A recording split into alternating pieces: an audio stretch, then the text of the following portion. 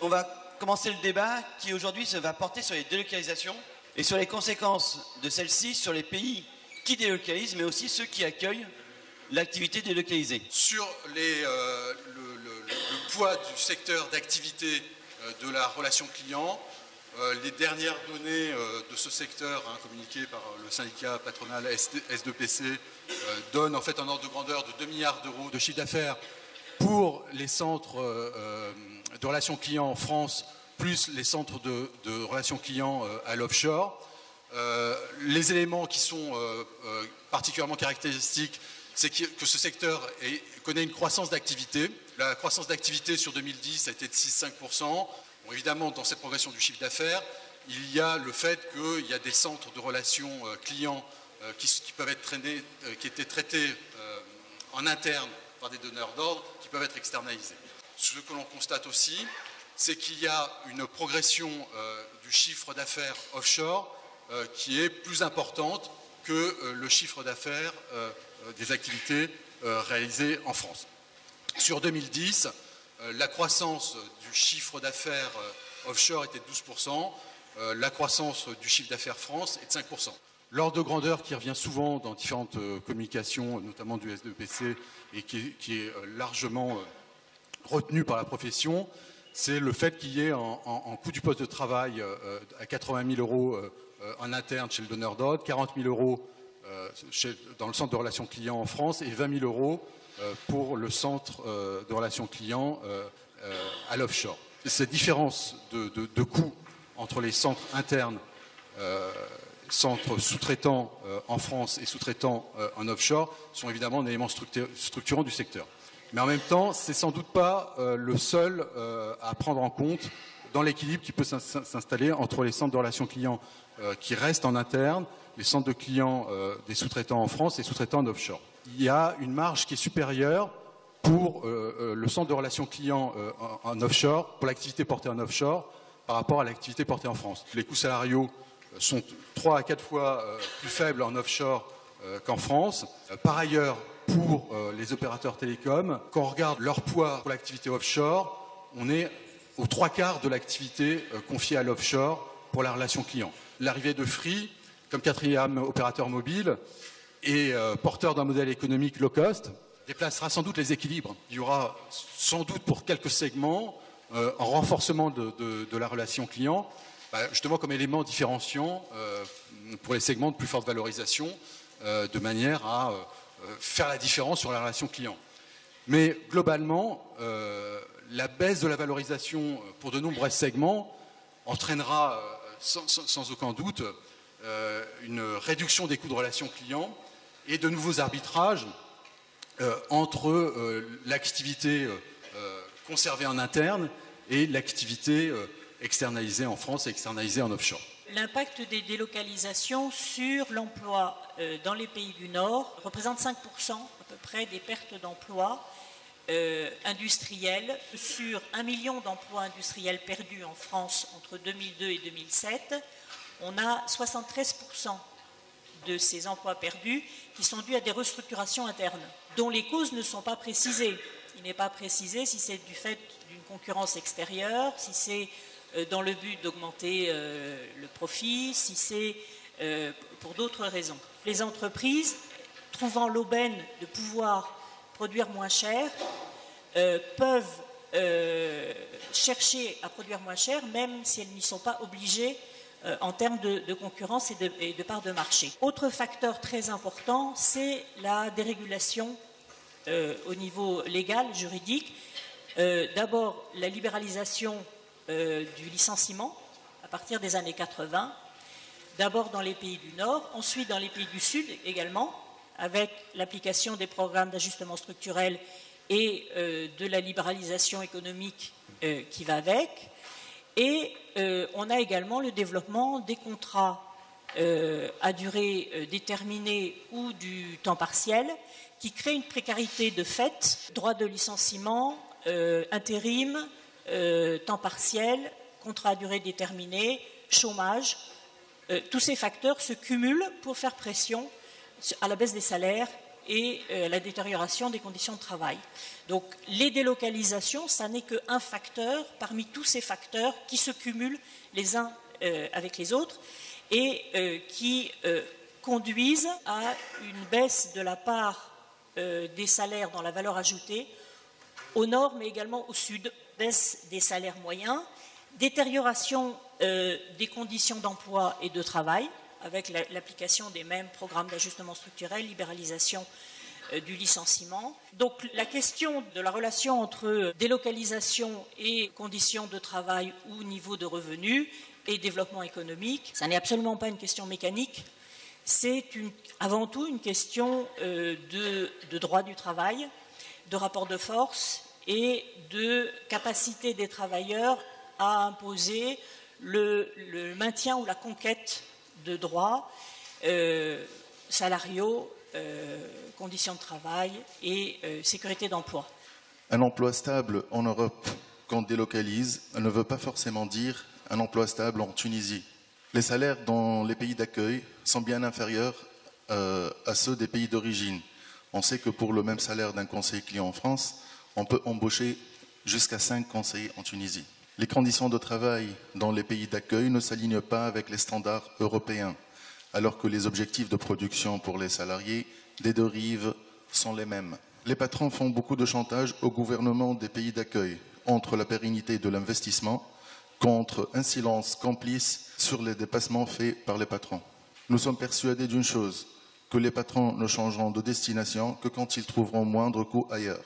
Les activités des syndicalistes ne sont pas déterminantes ici, car le management à l'objectif est obligé de traiter avec les syndicats. Comme pour le textile, on a délocalisé vers la Tunisie dans les années 60. Aujourd'hui, tout le monde va en Chine et nous avons des milliers de chômeurs spécialisés dans le secteur textile qui ne trouvent pas de débouchés. Nous avons dressé un premier bilan de cette expérience de délocalisation. Nous pensons que du moment que ce n'est pas un vrai salaire ni un vrai emploi, ce n'est pas un emploi durable, ça ne dépasse pas le stade de l'emploi précaire sans lendemain. Notre position en tant que syndicat, c'est que nous comptons sur notre solidarité internationale et à l'échange des expériences et des idées entre syndicats du monde pour faire face à cette tyrannie du capital en mouvement. Pour finir, j'ai un petit mot à dire aux patrons. Allez au Maroc, en Tunisie, en Égypte, au Sénégal ou en Roumanie, où vous irez, des femmes et des hommes libres seront là pour défendre la cause juste des ouvriers. Voilà, merci.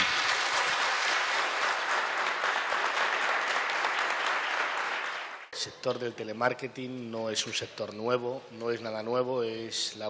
secteur du télémarketing n'est pas un secteur nouveau, c'est rien de nouveau, c'est la recherche de nouveaux marchés afin d'obtenir plus de bénéfices.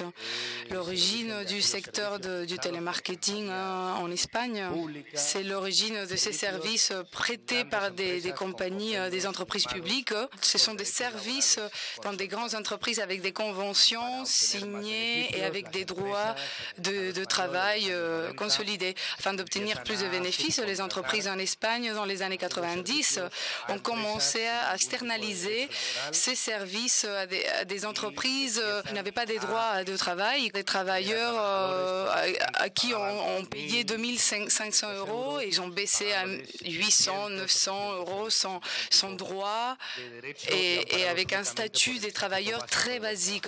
No obstante, las empresas nunca se conforman con eso y Les entreprises ne se conforment pas, ne se contentent pas de ça et l'entreprise, la maison mère, obtient des grands bénéfices en délocalisant les call centers. Afin de maximiser ces bénéfices, commence ainsi à délocaliser à l'extérieur d'Espagne. Au Maroc, en Amérique du Sud, en Amérique latine, à partir de 2000, on commence à délocaliser les emplois. Nous savons que dans l'actualité en Espagne, on a 60 000 travailleurs dans les secteurs du télémarketing et c'est un chiffre qui n'a pas changé dans les dernières années. Mais chaque jour, on crée de plus en plus d'emplois en Amérique du Sud, latine et en Maroc. Pourquoi ces emplois, ils les externalisent afin de maximiser leurs bénéfices et empirer les conditions de travail dans d'autres pays. Dans l'actualité, il y a le double des travailleurs d'entreprises espagnoles dans le télémarketing en dehors d'Espagne qu'en Espagne. Beaucoup des services de la banque, le service aux clients, les urgences, l'assistance dans la route, l'information téléphonique se fait à l'extérieur d'Espagne, de l'Espagne. Pourquoi c'est comme ça? Parce que comme ça, ils empirent les relations dans le monde du travail, les salaires de plus en plus bas, les conditions de travail de plus en plus précaires. L'objectif est d'obtenir de nouveaux marchés et obtenir que les travailleurs, leur organisation soit de pire en pire. Une caractéristique très importante du télémarketing en Espagne est qu'à partir du 3e convention du télémarketing, la facilité pour le licenciement. Ces entreprises où les travailleurs commencent à s'organiser et se battent dans des syndicats, pour l'entreprise, c'est très facile d'échanger d'une entreprise de télémarketing à une autre et comme ça leur faire perdre leurs droits aux travailleurs, aux employés. Mon organisation syndicale, la CGT, n'a jamais signé une convention collective parce qu'elle a considéré que ces clauses qui facilitent le licenciement des travailleurs sont abusives. La menace de la délocalisation est une menace qui au quotidien, on souffre dans les centres d'appel. Quand il y a des personnes qui se plaignent, on leur dit de te plains pas parce qu'on va délocaliser en Argentine, au Pérou, au Brésil ou au Maroc. Et ils essayent, avec la peur, ils essayent d'obtenir que les gens arrêtent de demander une amélioration de leurs conditions de travail. L'un des problèmes que nous avons dans notre action syndicale, c'est le manque de coordination avec ces pays. Et c'est pour ça qu'une rencontre de ce type est fondamentale pour nous. Pour nous, ça ne sert à rien d'aller à une grève un jour, tous ensemble, en Espagne, si tous ces appels auxquels on ne répond pas en Espagne sont répandus en Argentine, au Brésil et en Amérique latine en général. Le client ne souffre pas. Et les travailleurs, les employés voient que cette grève ne sert vraiment à rien. Alors je vais prendre un tout petit exemple, c'est chez moi, au ministère du Travail. Quand vous avez besoin d'un renseignement, vous, salariés, militants syndicaux, etc., enfin moins, vous téléphonez à la direction départementale du travail. Vous prenez rendez-vous avec l'inspecteur du travail ou le contrôleur du travail que je suis. Okay ?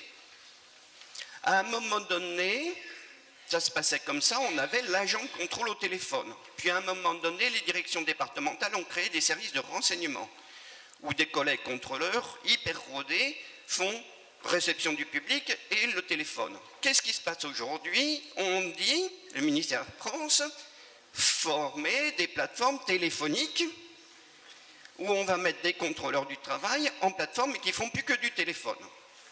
Et puis, on a déjà une sous-traitance, quand vous faites le 3939, vous tombez sur, je ne sais pas quoi, B2S ou Téléperformance, je ne sais pas qu'est-ce qui a le marché aujourd'hui. À un moment donné, c'était Téléperformance. Ils étaient, d'ailleurs, ceux qui faisaient du renseignement droit du travail, étaient les derniers sur une énorme plateforme téléphonique, il restait 15 là, à faire du renseignement droit du travail. Voilà comment se produit aujourd'hui l'emploi.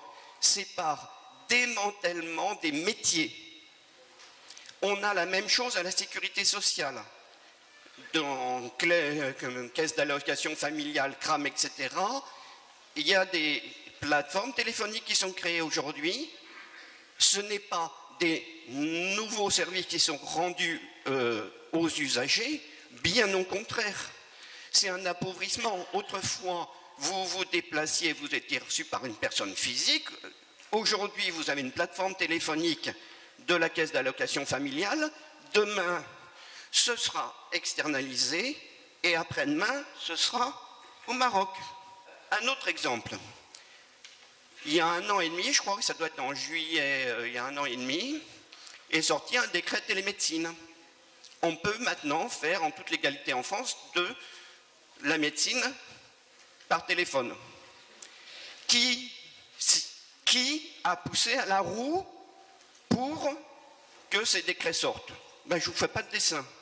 Ce n'est pas les médecins généralistes. Donc, on va créer des plateformes on pourra faire de la médecine à distance, puis après-demain, on fera des plateformes téléphoniques avec des médecins, mais comme en France, les médecins sont rares et sont chers et ne voudront pas travailler dans ces conditions-là, chez vous, on trouvera des médecins que vous aurez formés avec les impôts de Tunisie, de Maroc, etc., et qui, étant au chômage, seront prêts à se mettre en plateforme téléphonique pour faire de la consultation à distance. Donc, c'est la lutte à mener et aussi à la racine de la création de cette division du travail. Et si on ne remet pas en cause cette division du travail, cette parcellisation, on aura les dégâts qu'on connaît, c'est-à-dire un appauvrissement de la relation humaine. Et c'est pour ça que je rejoins totalement ce que disait le collègue d'Argentine. Parce que c'est de la relation humaine qu'on est en train de détruire en faisant de la relation humaine factice. Simplement une brève intervention pour dire qu'on a des grosses difficultés aujourd'hui à penser nos revendications partout, non seulement dans les pays donneurs d'ordre, mais aussi dans les pays où il y a la délocalisation, pour faire en sorte que justement nos revendications soient les mêmes partout et que non seulement on impose aux donneurs d'ordre que le coût soit plus élevé, quel que soit le pays dans lequel l'activité est exercée, mais aussi et surtout pour faire en sorte que notre activité professionnelle se passe dans les meilleures conditions, avec les meilleurs salaires possibles et avec les meilleures conditions de travail. Donc la nécessité, donc le réseau qui se constitue ici aujourd'hui, avec tous les témoignages qu'on a pu entendre sur les différents, tout au long des journées qui nous ont réunis, mais aussi de travailler toujours plus ensemble, de manière coordonnée, pour que nos revendications soient les plus partagées possibles. Alors on a eu un premier exemple, c'était dans le document qui nous a tous été remis, sur la déclaration au moment du Forum social mondial de Dakar, où on faisait en sorte que partout nos revendications soient portées pour éviter qu'on se jette la pierre entre travailleurs d'un pays contre un autre pour s'accaparer le travail. Non, la question elle n'est pas là, elle est bel et bien qu'on travaille tous dans les meilleures conditions possibles et le plus proprement possible dans l'intérêt des gens qu'on est amené à servir. Il faut savoir que près de 15 voire 20 000 étudiants sortent du système éducatif sénégalais diplômés et la seule opportunité qui véritablement leur est proposée, ce sont les centres d'appel. Et pour cela, donc, je trouve que la délocalisation n'est pas une bonne chose et au contraire, c'est du gâchis pour un État, pour des États qui ont beaucoup investi dans l'éducation de leurs enfants. Le mouvement de délocalisation, ce mouvement qui n'est pas tourné seulement vers les pays de l'Afrique du Nord, ou plutôt vers les pays de l'Europe du Sud, mais c'est aussi vers un pays comme la Suisse. Donc, un pays comme la Suisse, c'est un pays qui est caricaturé par les banques, le bien-être, la classe moyenne, tout ça. Si on regarde ce qui se passe, c'est qu'il y a des entreprises, par exemple une entreprise italienne, qui vient de délocaliser ses activités d'Italie du Nord à la Suisse italienne, parce qu'en Suisse on parle 3 langues, donc le français, l'italien et l'allemand. Donc ils délocalisent 500 employés qui sont payés 9,50 € l'heure.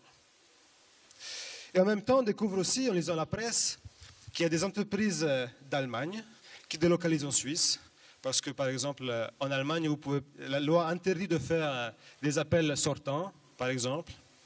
Du coup, donc la vente par téléphone. Donc ils viennent en Suisse. Mais pourquoi ils viennent en Suisse, ces entreprises? C'est ça qui est intéressant. Première chose, c'est que c'est un droit du travail qui est extrêmement libéral au sens où il n'y a aucune protection contre le licenciement. Deuxième raison, c'est que les syndicats en Suisse sont absents. Ensuite, en Suisse, on n'a pas de commission d'hygiène, sécurité, conditions de travail, tout ça. Ça n'existe pas. L'inspectorat du travail, il existe formellement, mais il fait des contrôles extrêmement rarement. Et si quelqu'un appelle l'inspecteur, on se fait couper la tête, on se fait licencier tout de suite. Donc vous comprenez que si des entreprises de France, d'Italie, d'Allemagne délocalisent en Suisse, c'est parce que c'est une zone franche du point de vue des droits, ce qui permet en fait d'avoir des conditions de travail extrêmement difficiles, extrêmement dures. Nous, la délocalisation, on connaît depuis 2004, puisque via Direct Assurance, le groupe AXA a démarré un test par le biais de Webhelp au départ, pour commencer à délocaliser une partie des activités d'assurance auto dans un premier temps sur le Maroc, à Rabat plus exactement. Et au final, il s'est avéré qu'en 2007, eh bien, comme c'était intéressant d'un point de vue installation sur place au niveau impôts, etc., et puis que c'était très rentable pour l'entreprise, la direction a décidé de s'installer en propre en créant une succursale qui s'appelle Avansur Maroc. Notre expérience donc a servi au groupe AXA, puisque le groupe AXA, donc, via ce laboratoire qui avait été mis en place par cette filiale, a commencé également à délocaliser une partie de ses activités, assurance de personnes et également d'entreprises, d'assistance et santé et mutuelle au Maroc via la fameuse entreprise succursale qui s'appelle AXA Service Maroc.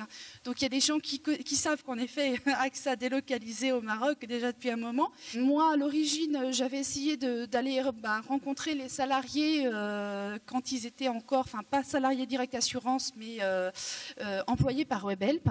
Ça m'a permis de me rendre compte un peu des conditions de travail des collègues marocains, à savoir, ils travaillent, quand nous on travaille 32 heures par semaine, parce qu'on a un accord de temps de travail quand même à temps plein chez nous qui est à 32 heures, eux ils étaient à 44 heures, que les pauses pipi, il fallait lever le doigt pour y aller, je ne sais pas si c'est toujours comme ça, mais ça l'était comme ça à l'époque, que les femmes qui, en fin de compte, étaient en congé, accouchaient, donc on s'est aperçu que des femmes allaient jusqu'au bout bientôt de leur grossesse, et puis revenaient le lendemain, elles avaient accouché, et en fin de compte, tout simplement parce que pendant la période de congé maternité, le contrat était suspendu, elles n'étaient pas rémunérées. Donc il a fallu qu'on aille à un comité de groupe européen, du groupe AXA, pour dénoncer et leur foutre la honte, entre guillemets, pour qu'enfin les femmes au Maroc puissent se faire prendre en charge pendant leur congé de maternité, qu'elles puissent être indemnisées, quoi. On a toujours la difficulté de se dire, c'est difficile pour nous de communiquer en tant que syndicalistes vers les collègues marocains, parce qu'on a toujours la hantise. On sait très bien que le Maroc, c'est pas un pays démocratique, et que malheureusement, de les mettre en difficulté, voilà quoi. Il y a des gens qui vont en prison pour très peu au Maroc et ailleurs, et que par conséquent, c'est toujours la difficulté de savoir est-ce qu'on peut faire confiance à la personne, est-ce qu'on peut lui parler, est-ce que la personne ne va pas subir derrière les conséquences. Et donc, on espère, au travers les échanges d'aujourd'hui avec le copain marocain, pouvoir essayer de, puisqu'apparemment il y a un syndicat qui s'est monté, puisque je viens de l'apprendre, on n'était même pas au courant, ça fait un mois apparemment, pour essayer via ce syndicat sur place, d'essayer de créer du lien et puis de faire avancer les choses. Certains se sont posé la question, au bout d'un moment, avec un certain nombre de clients, enfin l'accroissement des clients, est-ce qu'il est nécessaire de garder chez nous ce service client ? Est-ce que l'on peut envisager de sous-traiter notre service client ? En règle générale, il y a deux éléments qui font qu'on va sous-traiter ce service client. Le premier, c'est que plus on a de clients finaux, plus le besoin en matériel informatique et en structure génère des coûts. Et à partir de ce moment-là, la logique économique de l'entreprise qui a son service client va être de dire est-ce que c'est toujours rentable de garder en propre des investissements qui peuvent être supportés par des autres. En clair, comment je peux transférer le bébé.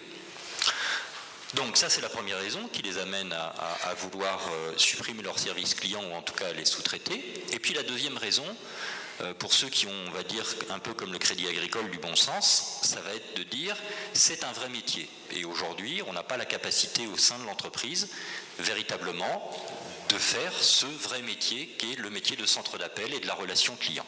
Donc très rapidement, le donneur d'ordre en matière de téléphonie mobile, en tout cas d'opérateur de téléphonie, a fait appel à un sous-traitant, donc les centres d'appel. Et très rapidement également, ce transfert de compétences vers des centres d'appel qui, eux, leur cœur de métier était bien l'émission ou la réception d'appel, s'est fait sans connaissance véritablement de ce métier. Les relations entre le donneur d'ordre et le centre d'appel sont faussées par une méconnaissance, à un certain moment, des enjeux et des conditions dans lesquelles s'opère le métier de la relation client dans les centres d'appel. La motivation du donneur d'ordre qui fait appel à un centre d'appel est exclusivement une logique économique, on va avoir au niveau du donneur d'ordre des acheteurs ou des décideurs. C'est-à-dire que le donneur d'ordre va dire « je fais appel à un centre d'appel, je fais un cahier des charges et j'envoie mon armada d'acheteurs qui bien évidemment ne connaissent pas ce qu'est la prestation de centre d'appel et eux vont acheter un coup ». Ensuite, au niveau du client final et du professionnel, la pression que lui peut mettre sur un centre d'appel, c'est qu'il a acheté une prestation de service ou un produit et à partir de là, quand il nous appelle invariablement, c'est qu'il a un problème. C'est-à-dire qu'il ne va pas nous appeler pour nous dire « c'est super, hein, je suis très content, je vais recommander à mes cousins, mes cousines, etc. » Non, il nous appelle, il a un problème. Donc il va générer un stress pour les téléopérateurs qui sont dans les centres d'appel, puisque bien évidemment, ils n'appellent que pour résoudre un problème. Et le professionnel, c'est la même chose. Dans le cadre du centre d'appel, ce qui va se passer, c'est que malheureusement, le dernier rouage du système, le manager, lui, va se retrouver face à une pression économique sur des résultats, face à un cahier des charges qui est donné par les donneurs d'ordre et des réclamations qui lui arrivent vis-à-vis d'un client final. Et il va transférer en fait ce stress qu'on lui a donné, il va le redonner à ses collaborateurs. Alors il y a des managers qui arrivent à gérer cette pression, mais la plupart transfèrent sur leurs collaborateurs. Le client, qui recherchait un prix au départ, recherche aujourd'hui aussi une prestation de service, c'est une qualité de service. Et l'évolution de son comportement va amener à se poser la question pour les donneurs d'ordre et pour les centres d'appel, de savoir s'ils doivent continuer à sous-traiter, s'ils doivent réinternaliser leur centre d'appel, ou alors est-ce qu'ils doivent partir en offshore, c'est-à-dire à l'étranger, pour avoir des coûts encore plus bas.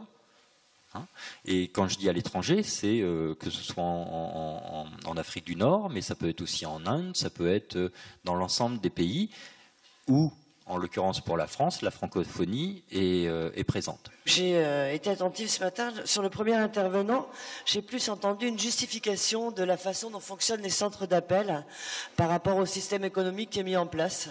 Ça m'a un petit peu choqué parce qu'on a l'impression que au début de la chaîne, il y a des donneurs d'ordre qui ont besoin de vivre, les pauvres, ils ont besoin de gagner de l'argent.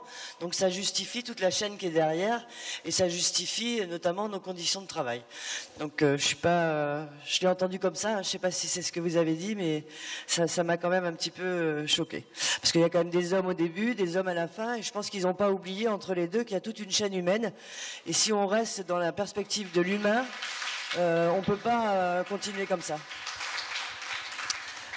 J'ai noté aussi que vous avez dit à un moment que c'était en train de se construire. Moi, je pense que c'est en train de se dégrader de plus en plus, parce que justement, il y a une volonté. Ils savent très bien qu'ils ont besoin de gagner de l'argent, ils savent très bien comment le faire, et ils savent très bien que le seul moyen d'arriver à leur fin, c'est effectivement de maltraiter les travailleurs. Que ce soit dans n'importe quel pays, on voit bien, il y a des pays en voie de développement qui ont besoin d'arriver à un certain développement social. On voit bien que dans notre pays, il y a eu ce développement social qu'on est en train de perdre.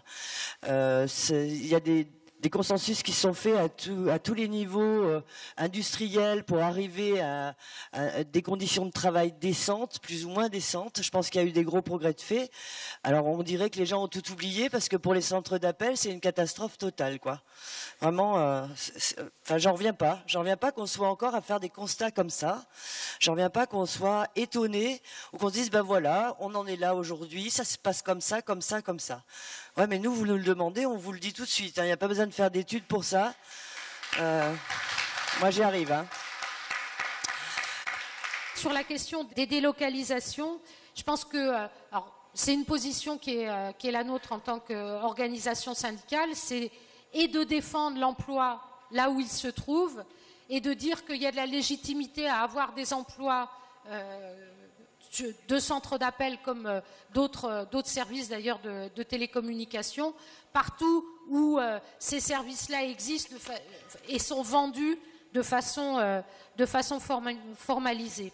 Quand il y a des entreprises qui délocalisent de l'emploi ou qui construisent des centres d'appel dans tel ou tel endroit, le problème c'est aussi que ces activités-là, elles soient bénéfiques en matière de salaire évidemment pour les salariés qui y travaillent, mais aussi qu'elles soient bénéfiques pour les sociétés dans lesquelles elles sont. Ça veut dire qu'il faut aussi être particulièrement attentif à la façon dont le circuit de l'argent eh bien, ils puissent rester au maximum au niveau des pays où les entreprises sont implantées et pas remonter dans les centres des maisons mères, qui sont en général en Europe occidentale, pour aller nourrir les actionnaires. Si on veut protester demain contre le fait qu'il y a de l'argent qui vient du Sénégal en France ou qui vient de Tunisie en France ou du Maroc en France, etc., dans telle ou telle entreprise, on peut aussi à un moment donné envisager de faire des choses qui soient de l'ordre du symbole pour faire des dénonciations.